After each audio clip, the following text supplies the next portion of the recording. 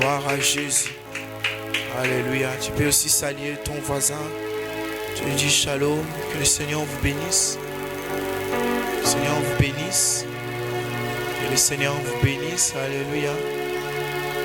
Nous allons nous rasseoir dans sa présence.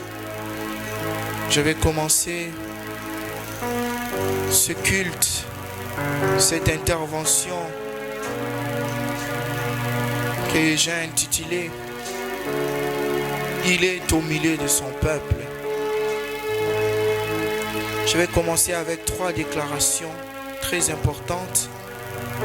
La première déclaration, c'est que Dieu est au milieu de son peuple pour non seulement lui exiger des choses, pour non seulement lui demander de performer, de travailler sans relâche, mais Dieu est au milieu de son peuple pour compatir, pour consoler, pour relever et pour rebâtir. Dieu est au milieu de son peuple pour rebâtir des destinées puissantes par l'amour, par la vérité et par l'évangile. Dieu n'est pas seulement là pour nous pousser, pour nous obliger des choses, mais il est là surtout pour compatir, consoler, pour relever, pour rebâtir.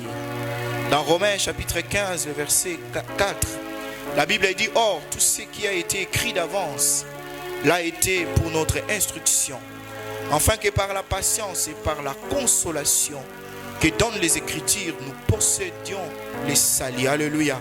Dieu est là pour consoler. Dieu est là pour compatir. Dieu est là pour nous faire du bien. Il voit nos larmes, il voit nos plaies, il voit nos douleurs, il voit nos souffrances. Très souvent, nous oublions cela. Nous croyons que pour accéder à des choses que Dieu a prévues, il faut se battre, il faut se tirailler, il faut se pousser, il faut performer. Et nous-mêmes, serviteurs de Dieu, parfois nous poussons des gens, nous poussons des frères à des temps de prière, à des temps de jeûne. C'est une bonne chose et Dieu le veut. Mais Dieu n'est pas seulement là pour nous pousser au bout. Dieu est là pour nous relever, pour nous consoler, pour compatir, pour nous rebâtir. Alléluia. Deuxièmement, Dieu n'est pas là seulement pour encaisser des prières, des cris, même des désespoirs ou même des larmes, des douleurs.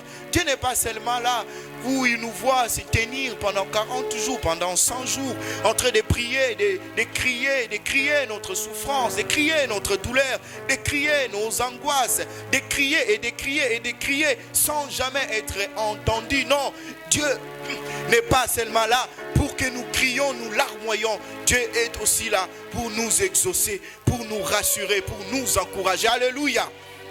Alléluia. Très souvent, on a cette mauvaise image qu'il faut seulement crier à Dieu. Et on crie à plein gosier.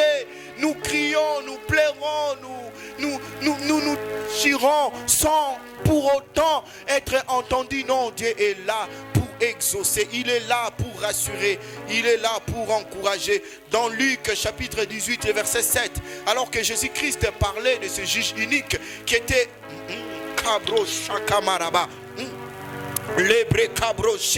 ce juge unique qui, oui, ne savait pas justice à une veuve, et cette veuve est allée vers lui, vers ce juge. Il lui parlait.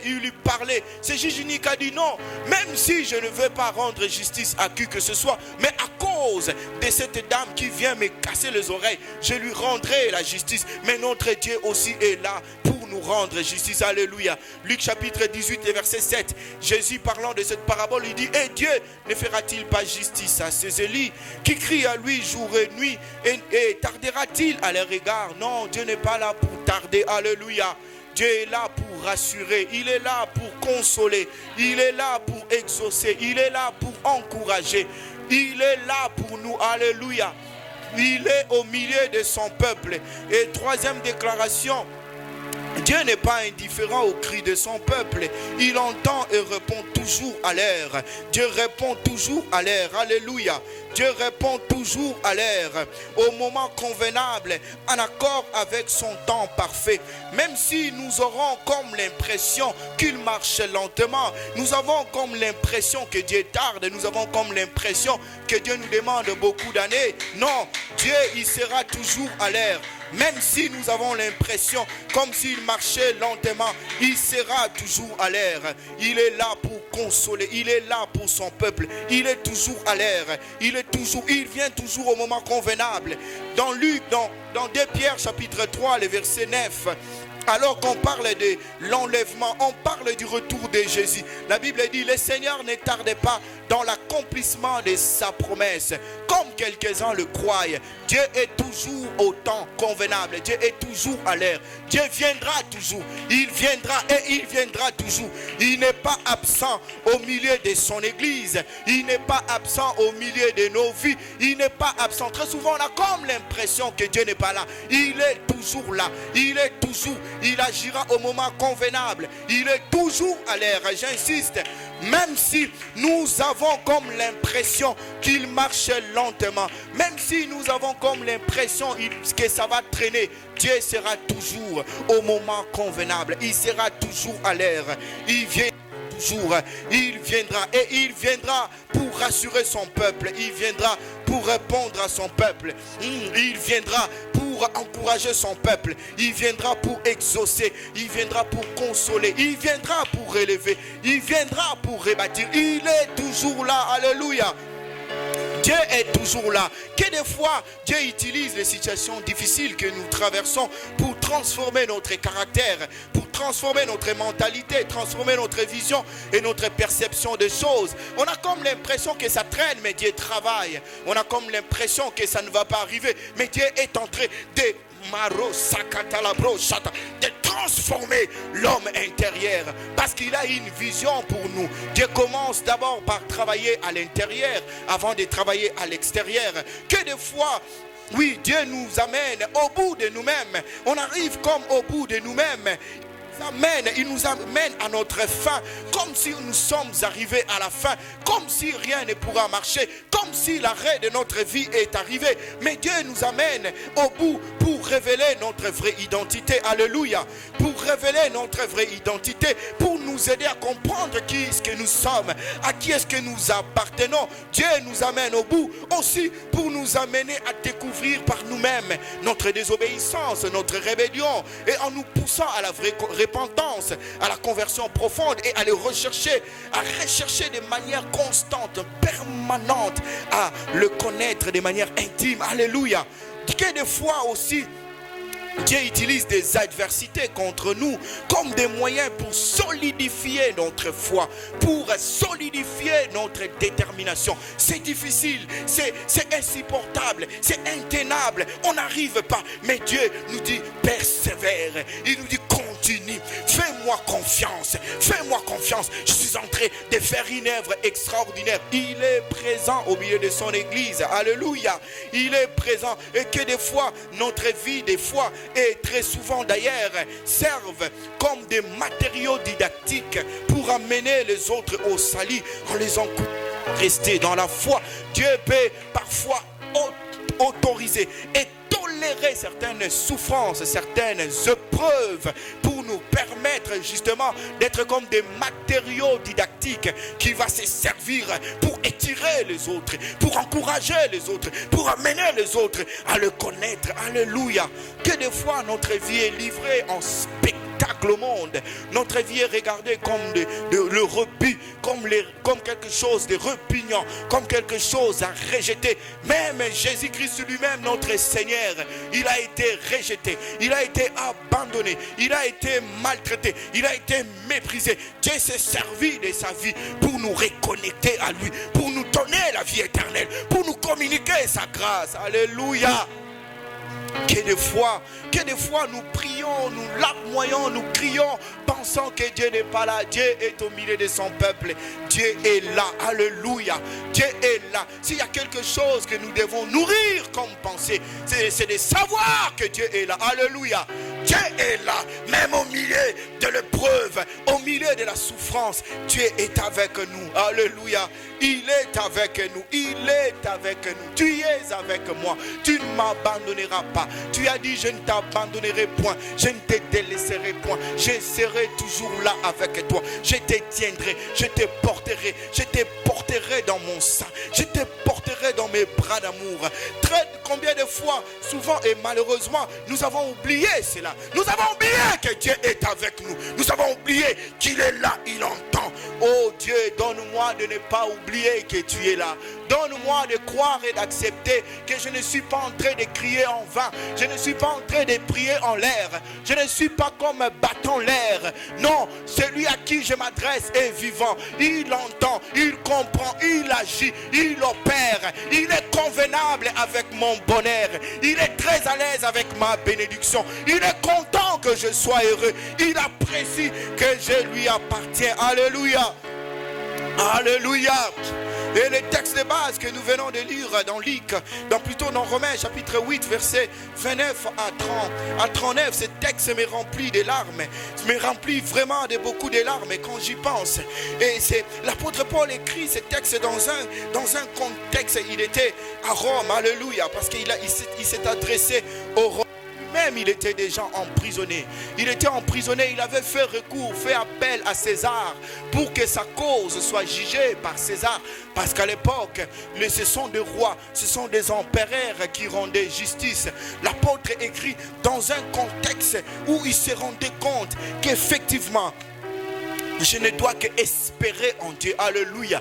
Il ne doit que espérer en Dieu. Peu importe les situations dans lesquelles le monde peut nous jeter, les circonstances dans lesquelles les hommes méchants, cruels, haineux, manquant d'amour, manquant de compassion, peut nous traîner. Il dit, je dois espérer en l'éternel. Je dois regarder, je dois fixer mes regards vers Dieu.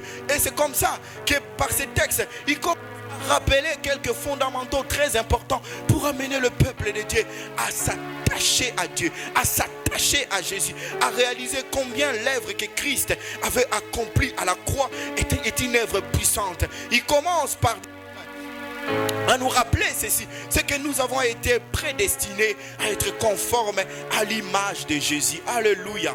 Alléluia. Nous avons été, tu as été prédestiné à être conforme à l'image de Jésus. Tout celui qui vient à Christ, même celui qui n'est pas à Christ, tout celui qui a été créé, toute créature humaine que Dieu a déployée sur terre a été prédestiné pour être conforme à l'image de Jésus, pour être semblable à Jésus. Il n'y a pas là la question qu'il est païen ou il est chrétien. Non, tout celui que Dieu a manifesté sur terre a été créé pour être semblable à l'image de Jésus. Et le verbe prédestiné en grec, c'est prorizo. Prorizo signifie prédestiné, décidé d'avance. Destiné d'avance, alléluia. Et dans la Bible nous trouvons ce mot 6 fois, et chaque fois il se rapporte à ce que Dieu a déjà arrêté. Le mot prorizo, nous le voyons par exemple dans Ephésiens chapitre 1, le verset 4 à 5 et le verset 11. Ephésiens chapitre 1, le verset 4 à 5, la Bible dit en lui, c'est-à-dire en Christ, nous avons en lui, c'est-à-dire en Christ, Dieu nous a élus avant la fondation du monde. Il nous a élus avant la fondation du monde. Donc c'est-à-dire avant que le monde soit formé, ou avant que le monde fût, avant que le monde prenne forme, Dieu nous avait déjà élus avant la fondation du monde pour que nous soyons saints et irrépréhensibles devant lui. Nous ayant prédestinés, prorizo, nous ayant prédestinés dans son amour à être ses enfants d'adoption par Jésus-Christ, selon le bon plaisir de sa volonté. Le verset 11, on dit encore en lui. Chaque fois que vous voyez dans Ephésiens, on dit en lui, on parle de Christ. Alléluia. C'est-à-dire en Jésus-Christ, par Jésus-Christ, à l'intérieur, sortez de Jésus. Alléluia. Il est dit au verset 11, en lui nous sommes aussi devenus héritiers, ayant été prédestinés, ayant été prédéterminés, ayant été préparés d'avance, ayant été annoncés d'avance, ayant été connus d'avance, ayant été projetés d'avance, ayant été imaginés par Dieu. Alléluia. Alléluia. En lui, nous sommes aussi devenus héritiers et ont été prédestinés suivant la résolution de celui qui opère toutes choses d'après les conseils de sa volonté. Nous sommes donc voulus par Dieu, bien-aimés. Alléluia. Alléluia. Nous ne sommes pas les fruits ou les produits d'un hasard. Moi, je ne suis pas un hasard. Je ne suis pas le fruit d'un Big Bang. Je ne suis pas le produit d'une pensée d'un humain. Même si nos parents biologiques dans la chair ont eu à nous avoir par la relation qu'ils ont entretenue, mais c'était le plan parfait de Dieu. Alléluia. C'était le plan parfait de Dieu que je sorte dans cette famille. C'était le plan parfait de Dieu que je naisse dans ces contrées. C'était le plan parfait de Dieu que je naisse dans ces pays. Alléluia. Nous ne sommes pas nous ne sommes pas venus au monde que par des circonstances. Non, non, non. Nous ne sommes pas non plus ce que les circonstances disent de nous. Nous ne sommes pas non plus le résultat d'un échec ou des essais des hommes. Très souvent, les hommes nous font croire que nous sommes des échecs. Non, nous ne sommes pas le produit d'un échec. Nous avons été prédestinés. Nous avons été pensés d'avance. Nous avons été préparés d'avance. Nous avons été connus d'avance. Nous avons été apprêtés d'avance par Dieu pour être manifestés sur terre. Alléluia. Nous avons été désirés. Parfois il y a des enfants qui sont indésirables. Ils sont nés de relations immorales, des relations impropres. Le parent ne s'était pas marié. Il a engrossé la fille d'autrui. La fille d'autrui s'est fait engrosser par ce type. Mais Dieu nous a désirés. Dieu nous a appréciés. Dieu nous a chéris. Dieu nous a honorés. Dieu nous a favorisés avant la fondation du monde. Avant que le monde soit, Dieu avait pensé à nous. Avant que les lumières, que la lumière soit, que la lumière fût. Qu'avant toutes ces choses, nous avons été conçus, pensés par Dieu. C'est pourquoi quand les hommes parlent contre nous, je dis non. Je dis non. Les hommes n'ont rien à voir. Parce que j'ai été imaginé, j'ai été conçu, j'ai été perçu, j'ai été apprécié. Dieu m'avait déjà regardé en avant. Dieu m'avait déjà chéri avant que le monde soit. Dieu m'avait déjà aimé. Il m'avait déjà désiré. Il m'avait déjà embrassé. Il m'avait déjà serré dans ses bras avant que le monde soit. Alléluia.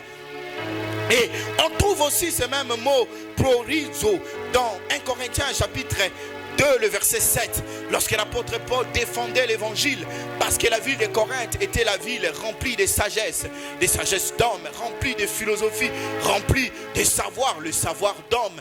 Les hommes discouraient, les hommes aimaient bien la philosophie, aimaient bien la logique, aimaient bien utiliser le mot, utiliser le verbe, utiliser la façon, la manière de penser, la manière de réagir. C'est là qu'il est né toutes sortes de philosophies où on parle de la déduction, de l'induction, du syllogisme.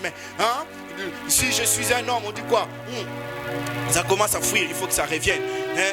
L'homme est ceci, tout homme est cela, et donc c'est ça. Alléluia. Hein? Ce raisonnement à 3 niveaux. C'est dans la ville de Corinthe que ce raisonnement émergeait. Et alors que l'apôtre Paul défendait son évangile, il défendait sa prédication, il va dire dans 1 Corinthiens chapitre 7, le verset 8, parce que tout le monde pensait et croyait que l'évangile qu'apportait Paul, c'était l'évangile comme la philosophie qu'ils avaient reçue, un peu comme la bonne morale, la bonne conscience, le bon sens de vie. L'apôtre Paul dit non, nous prêchons la sagesse de Dieu. Cette sagesse, elle est mystérieuse et cachée, que Dieu, avant les siècles, avait destiné pour notre gloire. C'est une sagesse qu'il prêche. La parole, l'évangile, il dit cet évangile a été, avant les siècles, destiné pour notre gloire. C'est-à-dire même la marosa, même la parole de Dieu, Dieu avait préparé pour notre gloire. Même l'évangile que nous entendons, Dieu avait conçu avant la fondation du monde pour que nous jouissions de cet évangile. Alléluia. Alléluia. Oh, j'aime la parole de Dieu. Elle n'est pas quelque chose du tic au tac qui est sorti comme ça par des circonstances, mais Dieu l'avait préparé, Dieu l'avait apprêté pour manifester sa gloire par l'évangile. Alléluia.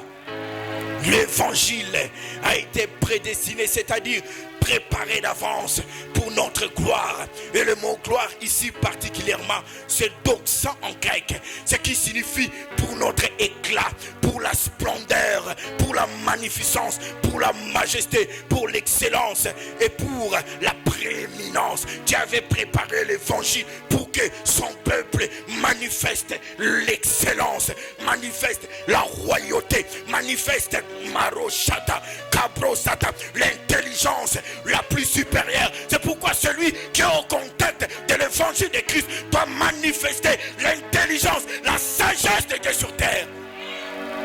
Il a été préparé pour notre gloire, prédestiné, prévu d'avance pour nous. Alléluia. L'évangile est préparé pour que la gloire de Dieu soit manifestée dans notre vie. Dieu n'a pas destiné des hommes pour être condamnés comme quelqu'un le pense. Ils pensent que la prédestination, c'est que Dieu a réservé une certaine catégorie d'hommes qui vont être condamnés et qui vont être jetés en enfer. Non, ce n'est pas ça. Dis à ton voisin, ce n'est pas ça. Ce n'est pas ça. Oh non, il y a une catégorie d'hommes que Dieu va jeter en enfer. Non, Dieu même, Lucifer, n'a pas été préparé pour être jeté en enfer. C'est à cause de sa rébellion, à cause de son orgueil, que Dieu l'a jugé et l'a condamné. Il a décidé de le jeter en enfer.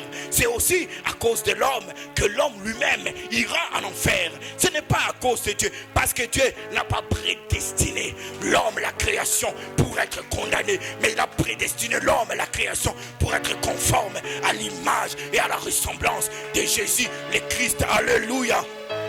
Aucun homme sur terre n'a été destiné d'avance pour être jeté dans les ténèbres du dehors. Notre texte dit bien que nous avons été prédestinés, oh j'aime ça, à être conformes à l'image de Jésus. Que ce soit celle de l'ancienne alliance ou de la nouvelle alliance, Dieu a prévu pour que nous soyons à l'image de Jésus. Oh, mais vous allez poser la question, mais les Abraham, les Moïse et tout le reste, Dieu chaque fois, il nouait des alliances avec des hommes, mais le modèle, alléluia, les standards, c'était qu'ils deviennent comme Christ.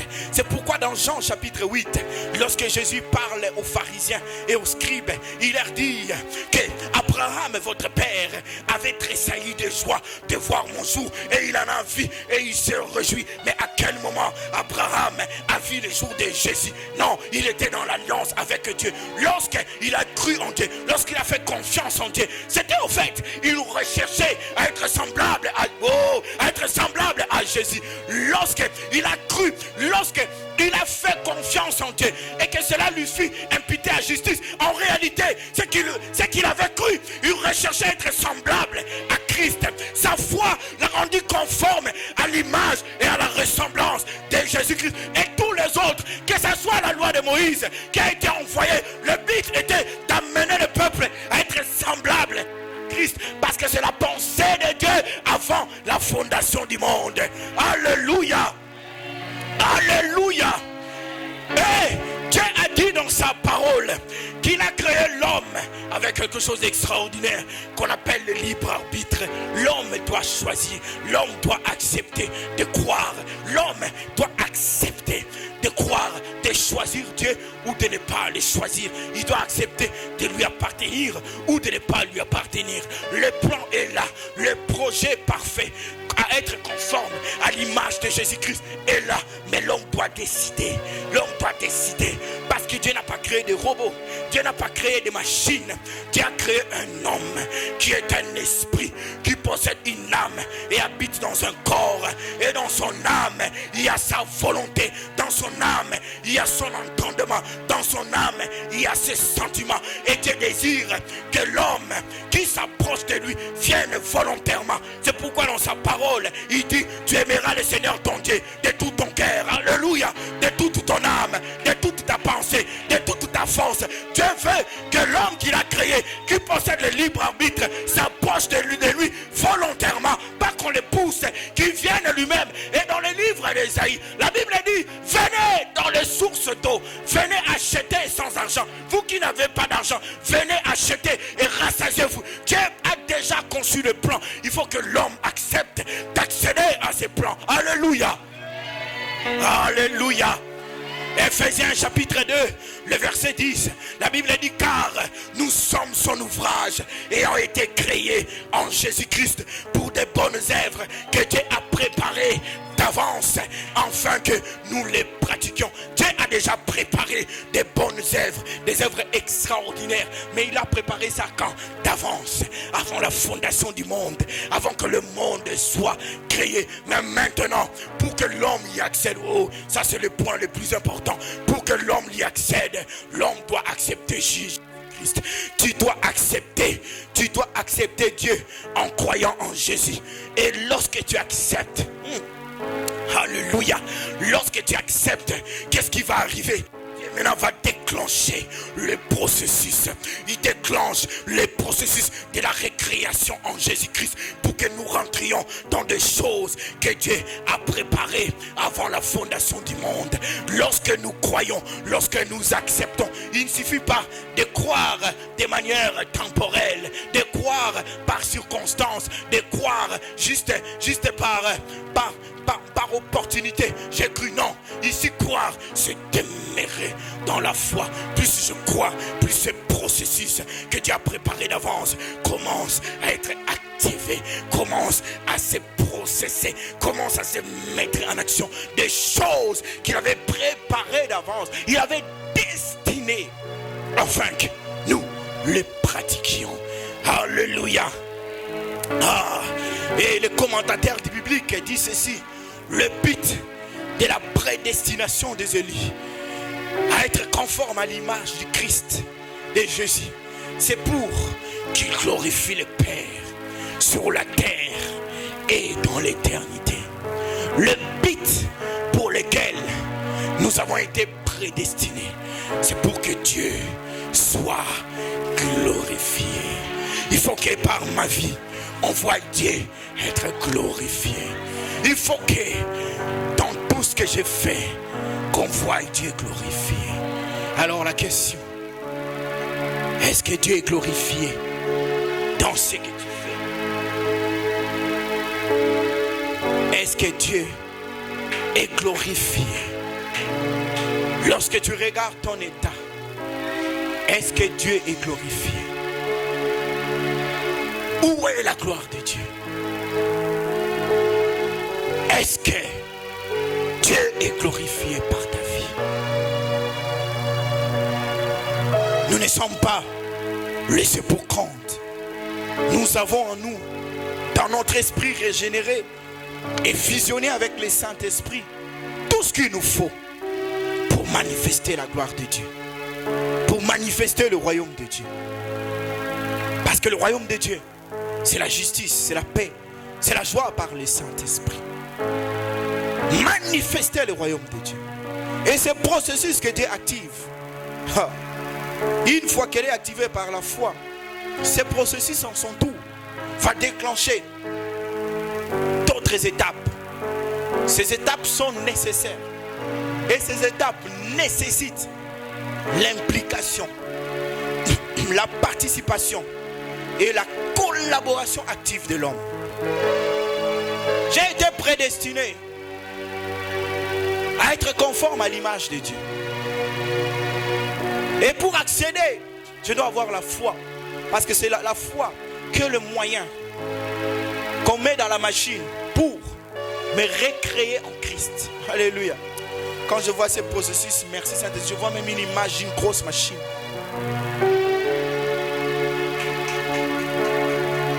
Alors, ce processus déclenche d'autres étapes très importantes.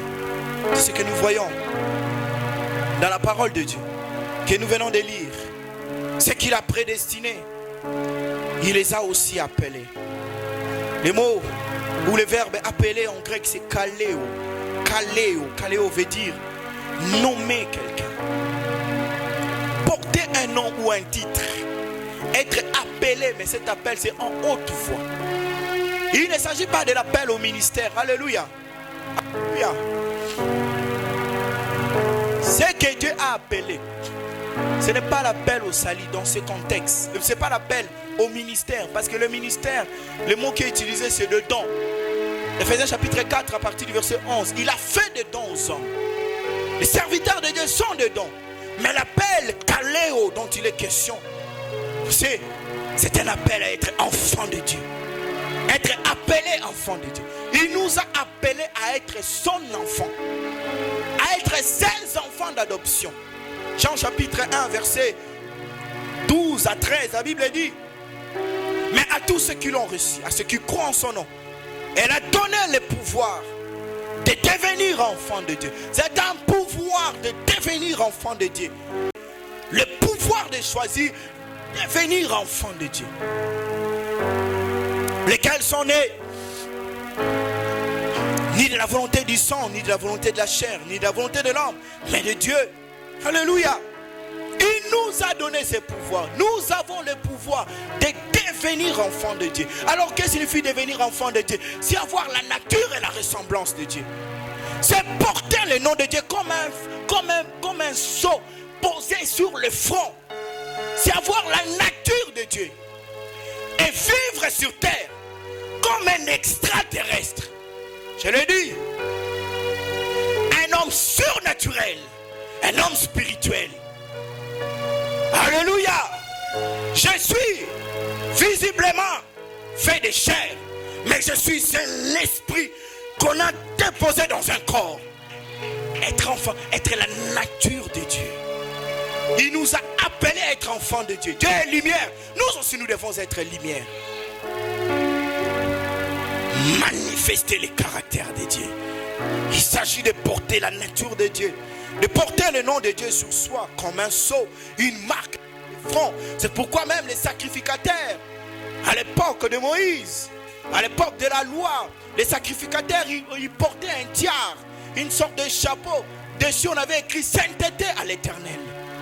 J'étais appelé à être saint, à être irrépréhensible, irréprochable. J'étais appelé à vivre dans l'amour, à vivre dans la vérité, à vivre comme Dieu le veut. Alléluia. Il nous a appelés à sa sainteté. Il nous a appelés. Ce qu'il a prédestiné, il les a aussi appelés. Appelés à être enfants par adoption. Alléluia. Alléluia. Pour être enfant de Dieu. Dans le monde, on peut bénéficier des faveurs. Soit en naissant d'un homme, être né d'un homme. Vous bénéficiez des faveurs, vous pouvez bénéficier de l'héritage. Ou en étant adopté par un homme, vous partagez l'héritage. Mais aussi par le bon voisinage. Alléluia. Il y a des gens qui ont hérité des choses par le bon voisinage. Il a été un bon voisin. On dit, bon écoute, nous on va soit voyager, on te laisse le contrôle, bien moi je vais mourir, j'écris le testament, je te laisse. Mais avec Dieu, il faut naître de lui. Alléluia. Lorsqu'on est né de lui-même, on est sans nous. Seul Jésus est né de Dieu, proprement parlé. Nous aussi nous naissons, mais par adoption. Alléluia. Nous sommes nés de Dieu par adoption. Parce que Christ avait accompli l'œuvre parfaite. Alléluia. Il a marqué sur nous un sceau. Il nous a appelés.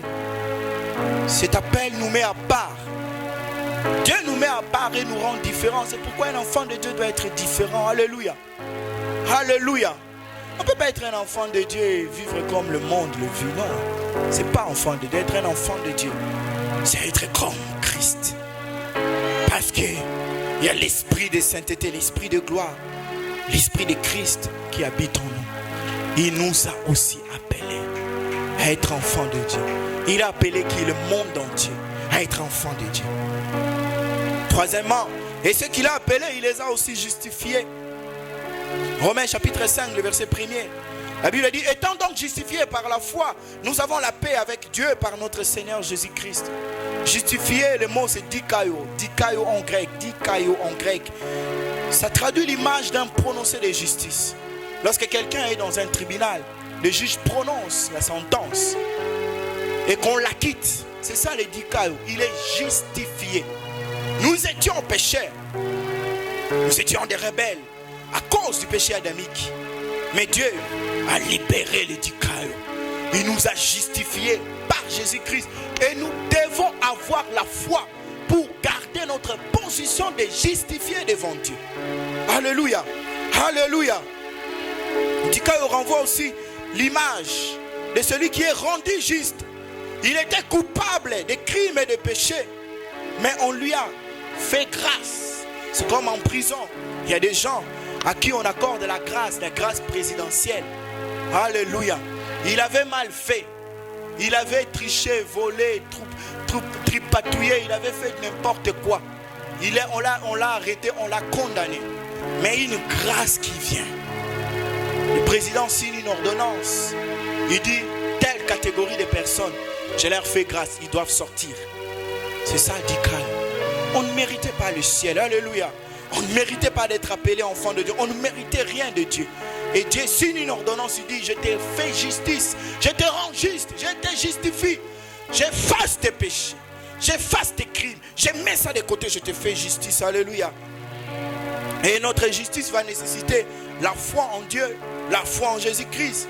Il s'agit là de demeurer dans la foi pour que la justice demeure aussi. On ne peut pas se réclamer d'être rendu juste lorsqu'on continue de vivre dans le péché et à violer les principes de Dieu établis dans sa parole. Tu ne peux pas continuer à te dire, moi je suis juste, moi j'ai été justifié.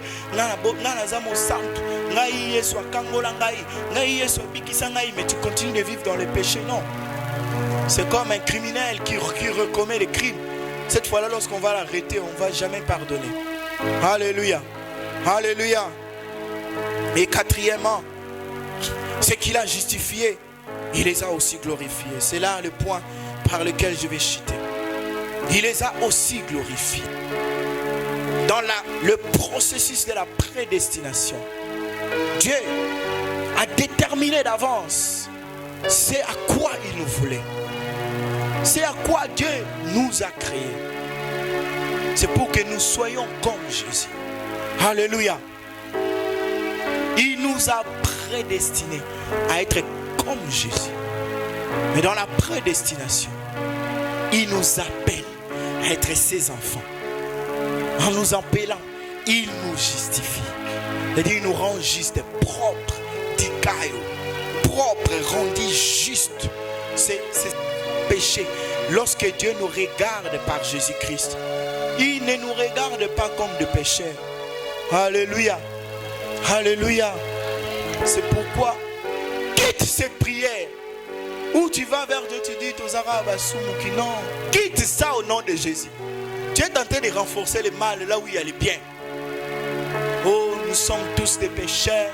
Aucun homme n'est saint. Non, je suis saint. J'ai des faiblesses. Alléluia. Vous voyez la différence? Je suis saint, mais j'ai des faiblesses. Mais je ne suis pas pécheur. Alléluia.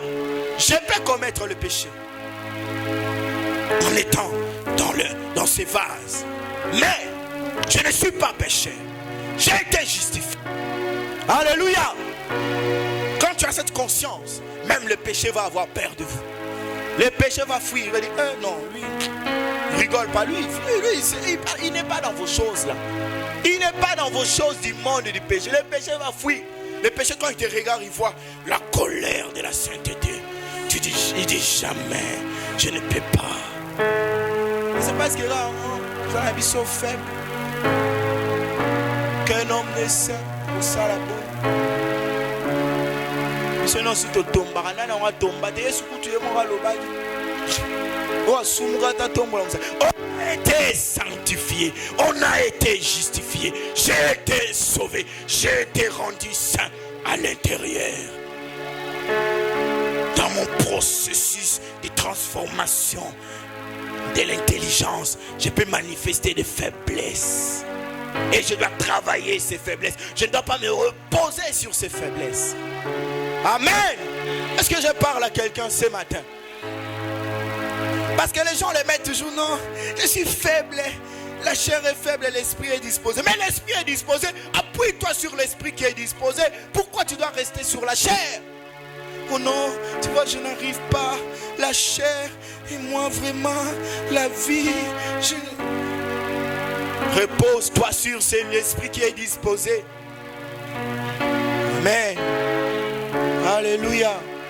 Non, la parole de Dieu a besoin de réponses.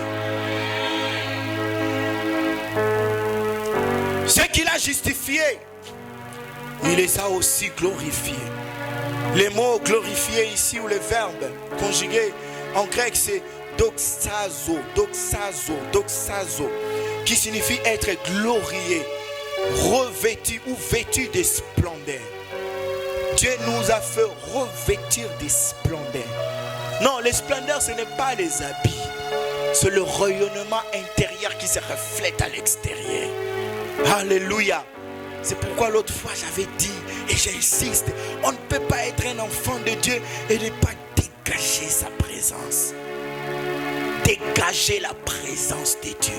Que les gens, quand ils vous voient, qu'ils voient Dieu. Alléluia. Qu'ils voient Jésus.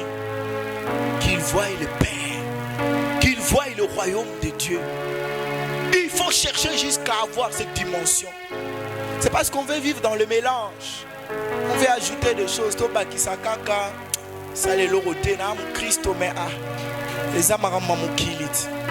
Compromission. Tu t'adaptes au péché, tu adaptes au mal. Ce qu'il a appelé, ce qu'il a prédestiné, il les a appelés. Ce qu'il a appelé, il les a aussi justifiés. Et ce qu'il a justifié, il les a aussi glorifiés. Donc Sazo, être glorieux, revêtu de splendeur. Dieu nous rend glorieux en faisant en sorte que sa gloire soit manifestée par nous. Ce n'est pas que je deviens un homme de gloire, l'apôtre de gloire, mais ça, je suis l'apôtre de nom. Que les gens voient la gloire de Dieu par moi. Quand ils te voient, ils sentent Dieu. Dieu est là. Ce n'est pas qu'ils sentent les frères ou ils sentent la sœur, qu'ils sentent Dieu. Dégagez Dieu. Alléluia. C'est comme ça qu'il y a des hommes de Dieu. Juste ils passaient. Les gens se sont mis à genoux, ils se repentaient. Ils criaient, Seigneur, pardonne-nous, nous avons commis des péchés. Ils n'avaient pas parlé, mais dégagé la présence de Dieu. J'ai lu l'histoire d'une dame, elle s'appelle Maria. C'est une révivaliste parmi les gens qui ont emmené le réveil dans le monde. Probablement en Angleterre. Cette dame, elle pouvait tenir des réunions, des campagnes d'évangélisation, des campagnes d'impactation de puissance. Les gens pouvaient sentir la présence de Dieu à 50 km. Alléluia. Il prêche ici. 50 km, je crois 50 km c'est vers... on se rapproche de Bandundu de quoi? De Kikwit. Parce que quitter ici jusqu'en ville c'est à peu près 10 km. Jusqu'au centre-ville, 10 km. Mais 50 km, les gens sentaient la présence de Dieu. Alléluia. C'est ce à quoi Dieu nous appelle. Il n'a pas appelé ça au pasteur. Non, alléluia. Sortons seulement de cette mentalité croyant que c'est au pasteur que Dieu a fait ça. Non, il nous a tous prédestinés à être conformes à l'image de Jésus. Et nous qui avons été prédestinés, nous avons été appelés à être enfants de Dieu. Et nous qui avons été appelés, nous avons été justifiés, acceptables dans une condition que Dieu a créée. Mais aussi nous qui avons été justifiés, Dieu nous a appelés à être glorifiés. Ce n'est pas aux hommes de Dieu, ce n'est pas qu'aux hommes de Dieu, c'est pour tout enfant de Dieu. C'est parce que quand Dieu a fait des hommes de Dieu comme des dons, il a donné aux hommes de Dieu un mandat précis. Voici les mandats. Ephésiens chapitre 4, le verset 11, à partir du verset 11. Ephésiens chapitre 4, la Bible dit, et il a donné les uns comme apôtres, les autres comme prophètes, les autres comme évangélistes, les autres comme pasteurs et docteurs, pour le perfectionnement de l'éphoréo en grec, c'est-à-dire pour accomplir l'œuvre qui avait déjà commencé, pour le perfectionnement des saints en vue de l'œuvre du ministère et pour l'édification du l'espère, de l'espère, de tout. Et des fois Dieu donnait les épreuves, il tolère les combats, il tolère, il laisse faire. Cela ne traduit pas la lâcheté de Dieu, non. Dieu dit, par ce que tu veux faire, je vais le prendre, je vais le transformer en bien. Alléluia. Alléluia. Les situations difficiles que tu traverses, parfois Dieu tolère, il laisse à l'ennemi de le faire. Mais sache que chaque fois que Dieu tolère, il est en train de construire un processus. Amen. Amen. Il construit un processus. Tu manques, tu es dans la crise, les choses ne marchent pas, rien ne se dessine. Oh, rien ne se dessine devant toi. Tu ne vois rien ne marcher. Dieu, il laisse faire. Mais toi, détecte que Dieu est dans un processus et reste attaché à lui. Parce que si l'enfer s'acharne sur toi ou contre toi, c'est parce qu'il voit que vous êtes glorieux. Nous sommes glorieux. Alléluia. Ce n'est pas ce que vous voyez à l'intérieur. Et ce que vous voyez, ce n'est rien. Ça va se manifester. Alléluia. Alléluia. Un fiancé qui t'a quitté, dis-lui ciao, ciao, bye bye. Tu as raté la gloire de Dieu. Alléluia. Parce qu'il y a la gloire à l'intérieur. Tu étais vraiment prête à te marier. Tu n'as pas commis de péché. Tu ne t'es pas rebellé. Tu t'es bien comporté. Les fiancés renoncent. Il dit, je ne le fais plus. Et c'est parti. Dieu va recréer le processus. Et pendant ce temps d'attente, au lieu de souffrir de culpabilité, de souffrir dans son cœur, moi vraiment qui va m'épouser, laisse ça. Présente-toi devant Dieu, dis-lui, je suis là. Qu'est-ce que tu veux venir rechercher? Rien. C'est toi que je suis venu rechercher. Tu es le réparateur des brèches. Tu es ma consolation. Tu es ma paix, tu es ma justice. Tu es ma joie. Tu es mon bonheur.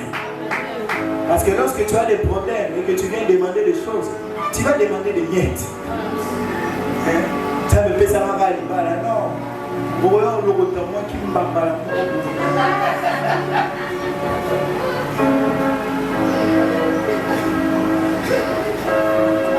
Reste là. C'est toi que je veux. C'est toi que je recherche. Alléluia. À cause de la gloire que sur nous, l'ennemi s'acharne. Il s'acharne. Je suis presque à la fin de mon message. Et personnellement, moi-même, je m'étais posé la question. Je me rappelle, quand j'étais en prison, j'ai fait longtemps en prison. J'avais noté ça. Du 20 janvier 2016 au 24 mai 2017, j'étais en prison. Et je m'étais posé la question de savoir ce que j'avais fait pour que Satan et ses démons qui animaient les hommes, les dirigeants de cette société à l'époque, s'acharnent autant contre moi. Je n'étais pas un haut cadre, je n'étais rien, j'étais juste un agent. On était d'ailleurs nombreux, plus de 500. J'étais juste un simple agent, parmi plusieurs. Mais qu'est-ce qu'ils avaient mis à l'intérieur pour s'acharner contre moi?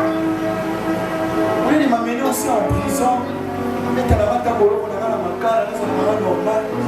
ils sont allés me cacher au service de sécurité. Pendant 10 mois j'étais enfermé. Pas de télévision, pas de radio, pas de journaux, pas d'informations. Ils m'ont toléré juste la Bible parce qu'ils ont vu que j'avais la nature de Dieu. Enfermé pendant 10 mois.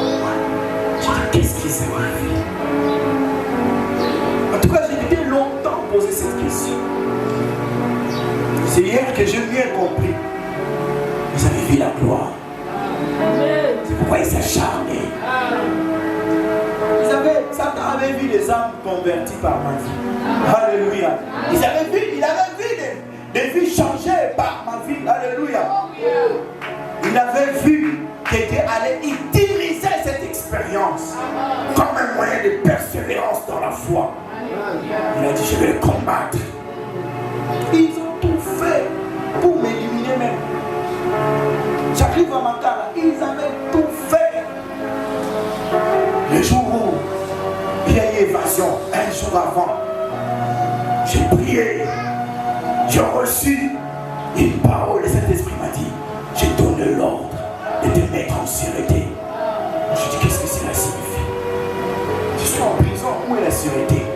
Il a dit, j'ai donné l'ordre de te mettre en sûreté. Je prie. Parce que quand Dieu a parlé, il faut prier. Alléluia. Même si Dieu dit, tu vas te marier aujourd'hui, mon frère, il faut prier. Si tu ne pries pas, tu ne vas pas te marier. Alléluia. Dieu n'est pas menteur, c'est toi qui t'es trompé par le faux raisonnement. Il faut prier. Dieu dit, je vais te faire un bonheur maintenant à l'instant. À l'instant même, je commence à prier. Peu importe ce que Dieu vous dit, c'est un sujet de prière. Alléluia. Même pour celui à qui Dieu a dit cette personne va mourir, c'est un sujet de prière. Seigneur, je te rends grâce parce que tu vas prendre sa vie. Et je prie qu'il soit gardé dans ton sein. Même si c'est un méchant, Dieu veut tuer, tu dis Seigneur, merci, tu vas le faire. Mais permets que sa famille, ses enfants te connaissent. Alléluia. Qu'est-ce qu'ils avaient vu? Ils ont vu la gloire. Et quand Dieu m'a dit, j'ai donné l'ordre de te mettre en sûreté, j'ai prié toute la journée. C'est comme ça que mon avant se bonde là, na banana na bonde là. Ils ont demandé des arbres. Mais la banane a répété au bonde là pour la prison. Alléluia. Amen. Yo kota la prison, ya mwana bo développer via ma bonde de la banane au bonde là. Je me rappelle à une époque, j'avais pris un congé de pratiquement de 15 ou 19 jours, je ne me rappelle plus. Mais dans ce congé-là, j'ai prié chaque jour de 11h à 19h. Quand il est 11h, je m'enferme. Je prie jusqu'à 19h. Je pouvais prendre un jeûne, je prends un temps de jeûne. J'ai dit, par exemple, je vais seulement gêner aujourd'hui. Mais pendant que je prie, je suis convaincu, je continue les jeûnes 3 jours. Et la semaine qui commence, j'ai pris pendant toute la semaine. J'ajoute 2 semaines, 3 semaines. J'ai pu devenir comme ça. Alléluia. Je crois que c'était la préparation pour aller vivre ce temps. Donc, j'ai prié depuis longtemps. Alléluia. Alors, je m'étais posé la question. Est-ce quand Dieu m'a dit que je donnais l'ordre de te mettre en sûreté, il y a eu les versions en prison. Les gens sont partis. Mais nous, on n'était pas partis. La prison a été, la cellule a été enfermée. Il avait dit. Mais je me posais la question. Les autres sont partis, nous on est restés. Qu'est-ce qui s'est passé? L'ennemi, il allait utiliser ses moyens pour tuer. Parfois, des opportunités que tu rates, Dieu t'en empêche. Il sait que l'ennemi va utiliser pour te détruire. Il t'en empêche. Et ce matin, le Saint-Esprit m'a dit de nous dire d'avoir un mental d'acier, de rester dans la foi et de chercher continuellement le Seigneur Jésus. Que rien ne puisse nous décourager, même quand ça deviendra difficile, que nous restions solidement fondés en Christ. Alléluia. Comme nous allons le dire comme l'apôtre Paul, que ni la mort, que ni la vie, que ni les anges, ni les dominations, ni les choses présentes, ni même les choses à venir, ni même les puissances, ni la hauteur, être élevé, ni la profondeur, ni aucune autre créature ne puisse nous séparer de l'amour de Dieu manifesté en Jésus-Christ. Que rien ne nous sépare, parce que Dieu est présent au milieu de nous. Jésus-Christ est là. Dieu est au sein de son peuple. Dieu entend les prières. Dieu est là avec nous. Nous devons seulement lui faire confiance. Le plan de Dieu pour nos vies va s'accomplir certainement. C'est pourquoi travaillons sur notre transformation intérieure. Travaillons sur notre vie de prière. Travaillons sur notre communion. Et que la gloire de Dieu soit palpée et palpable par nous. Ne soyons pas de ceux qui se disent Dieu m'a abandonné. Qu'est-ce que j'ai fait? Non. Soyons ceux qui ont la confiance. Que Dieu vous bénisse. Amen.